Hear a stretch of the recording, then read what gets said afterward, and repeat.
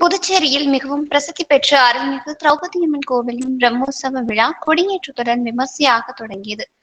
புதுச்சேரி முருகம்பாக்கம் பகுதியில் மிகவும் பிரசித்தி பெற்ற 100 ஆண்டுகள் பழமையான அருள்மிகு திரௌபதியம்மன் கோவில் உள்ளது. இக்கோவிலில் பிரம்மோற்சவ விழா இன்று கொடியேற்றத்துடன் தொடங்கியது.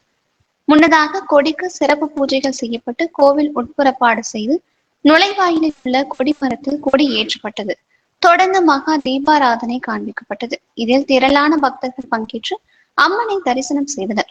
மேலும் கொடியேற்ற விழாவில் கலந்து கொண்ட பக்தர்கள் அனைவருக்கும் அண்ணா ப்ளூ மெட்டல்ஸின் உரிமையாளர் அண்ணாதுரை அன்னதானம் வழங்கினார்.